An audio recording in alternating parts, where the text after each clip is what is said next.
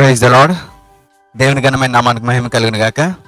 దేవుని కృపను బట్టి ఇతని మంది మనం మన మెస్సియా వర్షిప్ సెంటర్స్ రాజోల్ మందిరంలో మనం ఉన్నాం.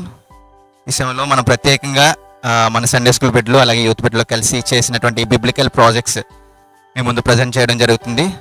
వారు ఎంతగానో దేవుడు వారికి ఇచ్చినటువంటి జ్ఞానాన్ని వారు ఉపయోగించుకొని ఈ విధంగా వారు చేయడం కొన్ని ప్రాజెక్ట్స్ చేయడం జరిగింది. సో ఈ సమయంలో ఒక్కొక్క ప్రాజెక్ట్ గురించి మనం చూద్దాం. వారు ఆధ్యాత్మికంగా వాళ్ళ బైబిల్లో నేర్చుకున్న వాళ్ళ బైబిల్ కథలే కావచ్చు, ఉపమానాలే కావచ్చు, వారికి ఆ కథల రూపంలోనే కాకుండా ఈ విధంగా ప్రాక్టికల్గా కూడా చేసి మనకు చూపించి వాటికి మనల్ని ఆధ్యాత్మిక కోణాల్లో కూడా వాటిని మనం ఎక్స్ప్లెయిన్ చేసి వాటి నుంచి ఏం నేర్చుకున్నారో మనకి చెప్పబోతున్నారు. మొట్టమొదటిగా మనం చూద్దాం. ఇక్కడ మొట్టమొదటిగా ఈ ప్రాజెక్ట్ వచ్చేసి విత్తువ అనే ఉపమానం. ఈ ప్రాజెక్ట్ చేసిన బిడ్డల గురించి మీ ముందుకు ఇంట్రడ్యూస్ చేయబోతున్నాను. ఇప్పుడు ఒక్కొక్కరి గురించి మనం తెలుసుకుందాం. తర్వాత వాళ్ళు చేసిన ప్రాజెక్ట్ గురించి వాళ్ళు ఎక్స్ప్లెయిన్ చేస్తారు. చెప్పండి, మీ పేర్లు ఏంటమ్మా? Preethi, Candy, Lekhana. Praise God. చూశారు కదా, ఈ నలుగురు బిడ్డలు కలిసి విత్తువ అనే ఉపమానం అనే కాన్సెప్ట్ మనకి ప్రిపేర్ చేశారు. సో వీటి గురించి మనకి ఒకరి తర్వాత ఒకరు ఎక్స్ప్లెయిన్ చేస్తారు. వీళ్ళు ఏం చెప్తారో మనం చూద్దాం. చెప్పండి అమ్మా, మీరు చేసిన ప్రాజెక్ట్ ఏంటి, అసలు మీరు ఎలా దీన్ని చేశారు, దీని నుండి మీరు ఏం నేర్చుకున్నారు? 1 by 1 చెప్పండి. Praise the Lord. ఈరోజు మా టాపిక్ వచ్చేసి పెరబుల్ ఆఫ్ ది సోయర్, అంటే విత్తువ అనే ఉపమానం. ఈ టాపిక్ పర్టికులర్గా మేము ఎందుకు చూస్ చేసుకున్నామంటే ప్రతి క్రైస్తవునికి తెలియవలసిన ఉపమానం. ఎందుకంటే ఇక్కడ ఈరోజు చాలామంది చాలా ప్రాజెక్ట్స్ చేశారు, ప్రతి ఒక్కరు బాగా ఎక్స్ప్లెయిన్ చేస్తున్నారు. ఫస్ట్ మీరు అవన్నీ అర్థం కావాలంటే ఫస్ట్ మా ఉపమానం అర్థం కావాలి. ఎందుకంటే మంచి నేల వంటి హృదయం మనకు లేకపోతే ఇక్కడ ఉన్న ఏ ప్రాజెక్ట్ మనకు అర్థం కాదు. కాబట్టి ఫస్ట్ మా కాన్సెప్ట్ చెప్తున్నాం. విత్తువాడు విత్తనాలు విత్తుటకు బయలుదేరి వెళ్ళినప్పుడు ఆ విత్తనాలు అనేవి 4 నెలల్లో పడ్డాయి. ఆ 4 నెలలు ఎలా ఫలించాయి, ఎలా అభివృద్ధి పొందాయి అనేది ఇప్పుడు మా టీమ్మేట్స్ ఎక్స్ప్లెయిన్ చేస్తారు. ఫస్ట్ నెల క్యాండీ ఎక్స్ప్లెయిన్ చేస్తారు. Praise the Lord. నా పేరు సుహానా. నేను మొదటి నేల గురించి చెప్తున్నాను. మొదటి నేల త్రోవ పక్కన నేల. విత్తువాడు విత్తనాలు విత్తినప్పుడు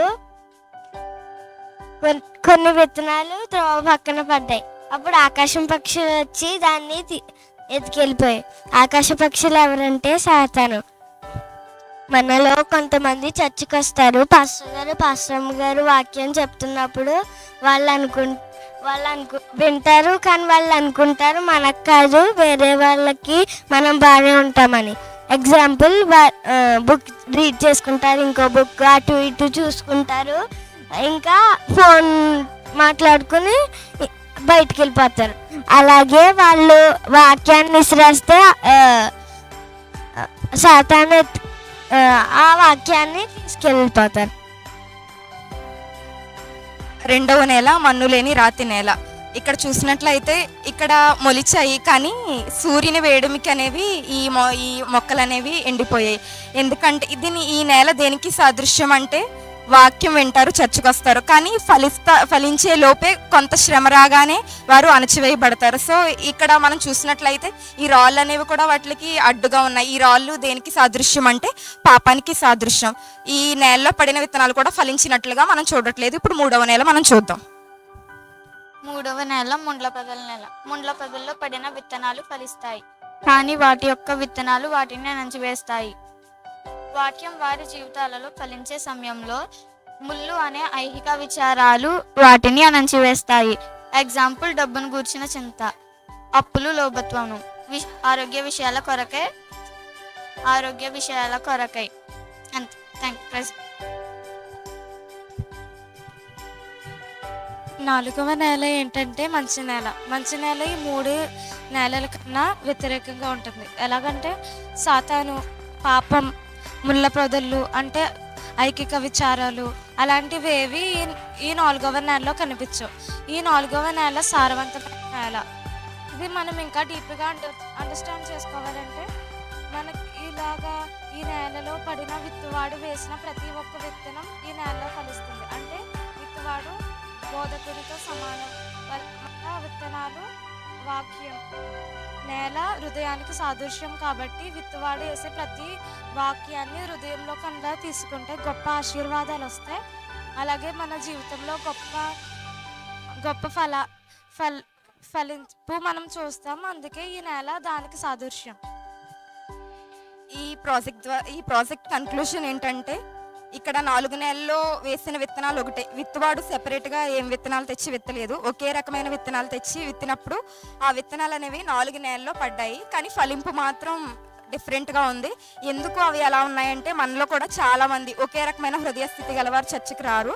అనేక రకమైన హృదయ స్థితి గలవారు మన సన్నిధికి వచ్చినప్పుడు కొందరు వాక్యాన్ని శాతానికి అప్పగించేస్తారు, కొందరు శాతాన్ని విని వదిలేస్తారు. కొంతమంది వింటారు కానీ ఫలించే లోపే ఐహిక విచారాలనే ముండ్లు వాటిని అణిచివేస్తాయి కాబట్టి ఫలింపు అనేది ఉండదు. కానీ ఇక్కడ ఏ ప్రాబ్లం లేదు కాబట్టి ఇక్కడ ఫలింపు అనేది 3 60 100 ఫలించింది. ఇక్కడ మనం నేర్చుకోవాల్సింది ఏంటంటే, విత్తనంలో తేడా లేదు కానీ మన హృదయంలో తేడా ఉంది. కాబట్టి మన హృదయ స్థితిని మార్చుకుంటే ఈ మంచి నెలలో మనం ఫలించేలా మనం ఉంటాం. దాంట్లో మన మెస్సియా వర్షిప్ సెంటర్స్ ఉండాలని మా ప్రార్థన. Thank you. Praise the Lord. ఎంతో చక్కగా మనకి వర్క్ చేసినటువంటి ప్రాజెక్ట్ని బిడ్డలందరూ వివరించడం జరిగింది.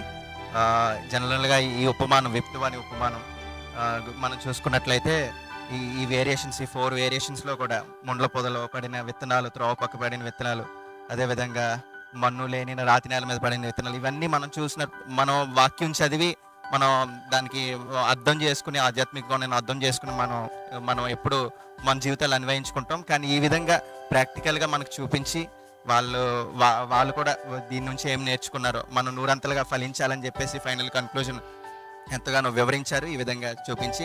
సో ఈ 4 బిడ్డల్ని బహుగా దేవుడు దీవించును గాక. ఆమేన్.